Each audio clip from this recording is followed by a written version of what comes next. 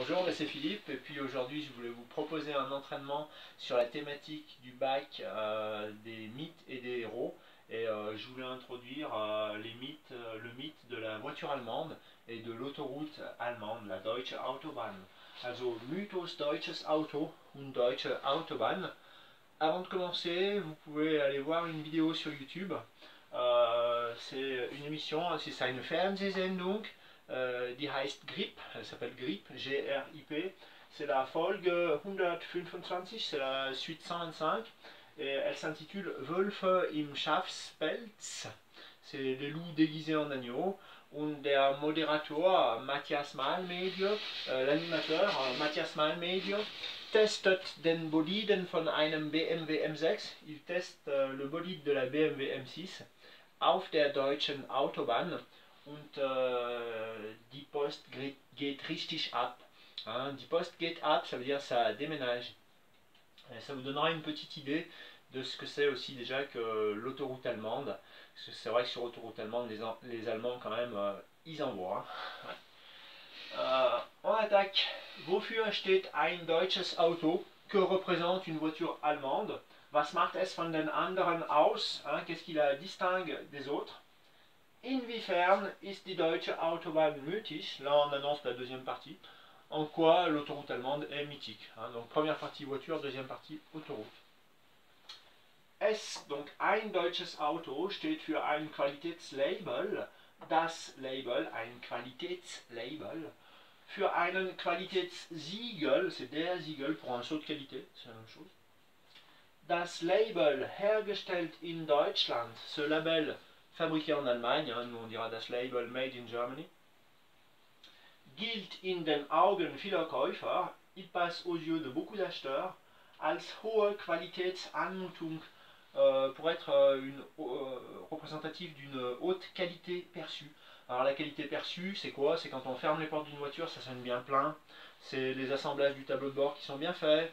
C'est le choix des matériaux. Alors je vous l'ai mis, zum Beispiel, dank der Wahl der Materialien, par exemple, grâce au choix des matériaux. Made in Germany Autos, also Autos aus Deutschland, gelten als hochentwickelte Produkte. Elles passent pour des produits hochentwickelt, très aboutis. Welche, lesquels, der deutschen Forschung und Entwicklung zu verdanken sind, lesquels sont dus à la R&D allemande, die Forschung und Entwicklung. Sie genießen, also deutsche Autos, hein, genießen, elles jouissent, einen exzellenten Ruf, elles jouissent d'une réputation excellente. Oder ein sehr gutes Image, sie genießen ein sehr gutes Image, elles jouissent d'une très bonne image. Ein deutsches Auto, une voiture allemande, spiegelt, et là je vous ai entouré le Wider, hein, c'est Widerspiegeln, donc spiegelt typische Eigenschaften der deutschen Wider, donc reflète des caractéristiques propres aux Allemands. Comment? Wie der Fleiß, c'est l'ardeur au travail, ist fleißig, hein, il est travailleur. Die Gründlichkeit, c'est le fait qu'on va tout étudier à fond, on ne va rien laisser au hasard. On dira, hat eine gründliche Arbeit geleistet, il a fait un travail vraiment où rien n'a été laissé au hasard. Die pragmatische Seite, le côté pragmatique, und die Liebe zum Detail, hein, et l'amour du détail. Alles wird durchdacht, tout est étudié à fond, tout est pensé à fond. Es gibt mythische Autos, il y a des voitures mythiques, wie der Bulli c'est le bus Volkswagen, der Käfer c'est la coccinelle, aber der 911 von Porsche ist mythisch par excellence. Mais la 911, der 911 von Porsche est mythique par excellence.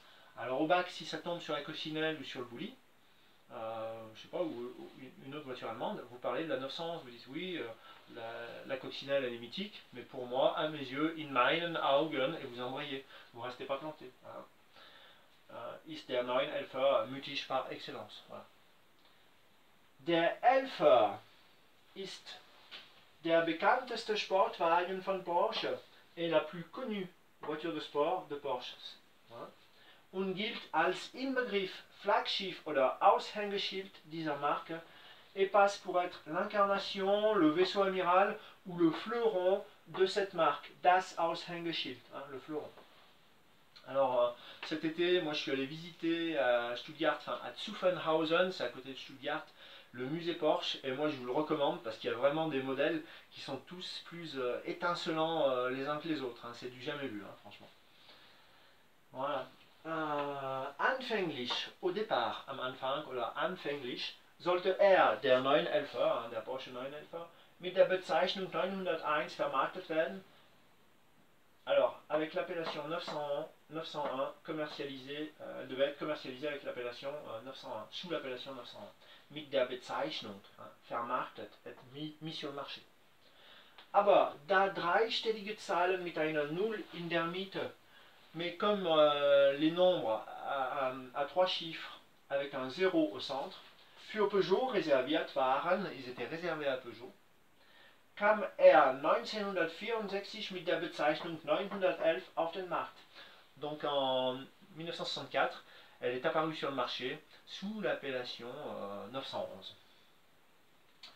Der 911er oder der 11er wird mit einem 6-Zylinder-Boxermotor angetrieben. Elle est motorisée par un 6 cylindres boxer. Un boxer, c'est un moteur dans lequel les pistons fonctionnent à plat.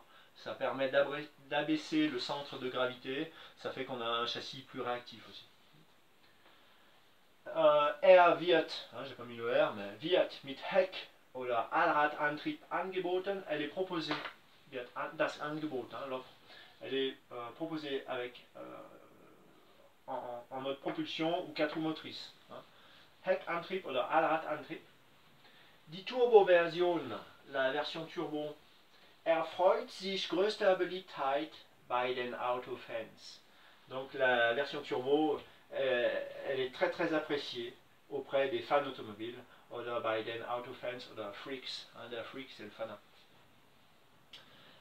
Welche davon nicht ablassen können, qui ne peuvent pas s'en passer, hein, qui sont accros, hein, lässt davon nicht ab, kann davon nicht ablassen, il n'arrive pas à s'en passer. Auf der deutschen Autobahn, sur l'autoroute allemande, et là on annonce un peu notre deuxième partie, mit Vollgas, mit vollem Karacho, mit 250 Stundenkilometern oder Sachen, fährt mit 200 Sachen, il roule à 200, zu fahren. Also, Sie können davon nicht ablassen, peuvent pas s'en passer. Auf der deutschen Autobahn mit Vollgas zu fahren, sinon vous pouvez mettre mit vollem Karacho. Attention, ça veut vraiment dire à fond la caisse, c'est quand même plus bas. C'est un niveau de langage qui est moins élevé. Ou sinon mit 200, 250, mit 300 Stundenkilometern oder Sachen zu fahren. Et moi, c'est vrai que j'ai roulé cet été sur l'autoroute allemande. Ich bin mit dem Reihen 6-Zylinder von BMW gefahren. J'ai roulé avec le 6 cylindres en ligne Diesel de BMW. Und das war echt cool. Das war der Hammer. C'était le pied. Okay.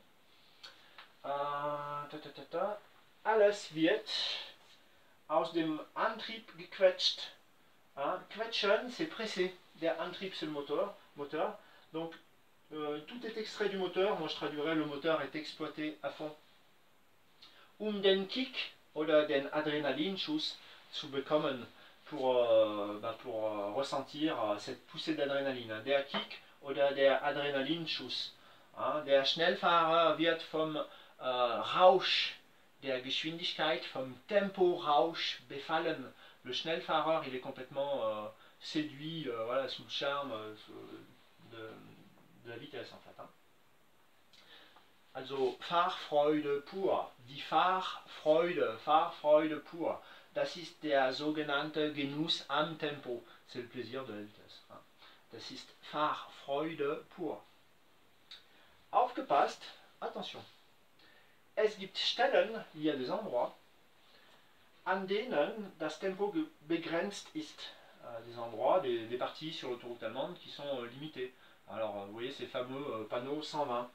Alors, on voit par exemple un panneau 120 et il vous marque dessous, je ne sais pas si vous arrivez bien à lire, Lärmschutz, protection par rapport au bruit. C'est-à-dire que l'autoroute, elle traverse une agglomération Et je trouve ça très pédagogique parce qu'on vous explique pourquoi rouler à 120. On vous dit pas c'est 120 après c'est tout, on dit non, là on passe une agglomération, donc voilà, essayez de faire un peu moins de bruit quoi en fait. Il y a des panneaux 120 aussi, on voit des indications Montag, Freitag, ça veut dire que du lundi au vendredi on roule à 120, mais le week-end par contre on peut rouler mit vollem Karacho, hein, okay, oder mit 200 Sachen. Okay. Donc je trouve ça très pédagogique. Also, aufgepasst, es gibt Stellen, an denen das Tempo begrenzt ist, mit den 120er Schildern avec les panneaux 120. Und diese, die werden alle 2 Kilometer aufgestellt. Et ils sont positionnés tous les 2 km. Et ça, je trouve très très bien. Chez nous, on voit un panneau 110, puis après, ça fait 20 km qu'on ne voit plus rien. C'est plus à combien il faut rouler. C'est pas la même optique, quoi, en fait. Hein. Also, wenn diese Schilder auftauchen, dann heißt es voll in die Eisen. Hein, okay. Quand c'est limité, alors ça veut dire attention à fond sur les freins, voll in die Eisen. On dira der Fahrer steigt voll in die Eisen. Also aufgepasst. Hein, quand vous roulez fort, après faut savoir freiner fort aussi en Allemagne. Schilder, les panneaux, mit runter vom Gas. Alors runter vom Gas, lever le pied. Hein, lever le pied de la pédale d'accélérateur. Oder Reisen statt rasen, ou voyager plutôt que de foncer. Der Raser, c'est le fonceur. Hein. Donc voyager plutôt que de foncer. Comme nicht gut an, bon, ils n'ont pas un gros succès.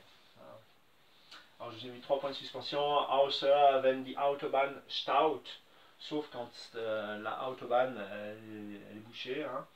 Il y a des bouchons. Oder wenn der Verkehr ins Stocken gerät. Ou quand le trafic fait du stop and go. Alors moi cet été c'est pareil, en direction de Stuttgart, j'ai dû faire à peu près facilement 100-150 km de ralentissement. Hein, parce qu'ils sont en 3 voies, en 2 voies, ils rénovent l'autoroute allemande, donc ça occasionne beaucoup de ralentissement. Puis il y a beaucoup de camions aussi. Hein.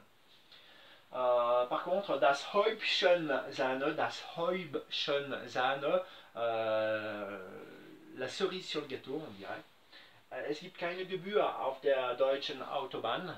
Il n'y a pas de péage sur l'autoroute allemande für die Autos, aber nicht für die LKWs, mais pas pour les camions. Mais je crois qu'à partir de l'an prochain, elle sera payante pour les voitures, d'après ce qui se dit. Mais bon, pour l'instant, elle est encore gratuite. Donc, keine Gebühr auf der Autobahn, außer für LKWs. C'est les camions.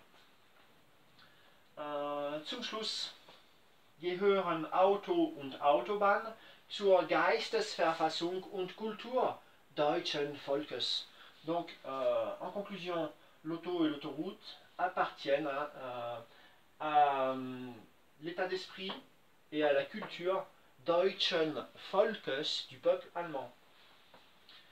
Und sind eng miteinander verbunden et sont étroitement liés entre elles. Deutsche Autos gehören zur Spitzenklasse. Les voitures allemandes, elles font partie du segment haut de gamme. Und werden den Kaufimpuls, et elles vont l'impulsion d'achat, l'acte d'achat.